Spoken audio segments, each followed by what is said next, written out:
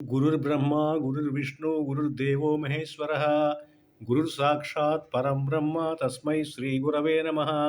ధ్యానమూలం గురోర్మూర్తిం పూజామూలం గురుర్పదం మంత్రమూలం గురోర్వాక్యం మోక్షమూలం గురుకృపా దుర్లభం త్రయవేనైవ తద్దైవానుగ్రహేతుకం మనుష్యత్వం మోక్షత్వం మహా పురుషప సంశ్రయः. ఈ ప్రపంచంలో మానవ జన్మ పరమాత్ముని తెలుసుకోవాలి అనే కోరిక, ఆత్మజ్ఞానాన్ని పొందిన మార్గదర్శనము దుర్లభమని, ఇది కేవలము దైవానుగ్రహం వలన మాత్రమే లభించునని పెద్దలు చెబుతారు.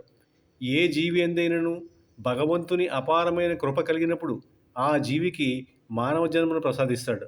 ఈ విధంగా మానవ జన్మ లభించిన చాలామంది జీవుల్లో పరమాత్మను తెలుసుకోవాలనే కోరిక బహు కొద్ది మందికి మాత్రమే కలుగుతూ ఉంటుంది.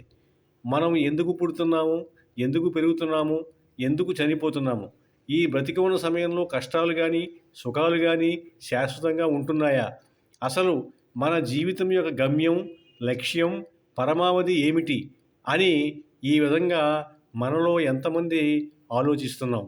మనుష్యానాం సహస్రేషు కశ్చిద్ వదతి సిద్ధయే మతతామపి సిద్ధానాం కశ్చిన్మాం వేతి తత్వతః. వేల కొలది జనులలో ఏ ఒక్కడో జ్ఞానసిద్ధి కొరకు ప్రయత్నిస్తాడు. అలా ప్రయత్నించిన వారిలో ఒకానొకడు మాత్రమే పరమాత్మను తెలుసుకోగలుగుతున్నాడు. కనుక భగవంతుడు మనకి ఇచ్చినటువంటి వివేకాన్ని మనం సక్రమంగా ఉపయోగించుకొని ఆయన అనుగ్రహంతో సంపాదించిన ఈ మానవ జన్మ యొక్క లక్ష్యాన్ని తెలుసుకోవాలి.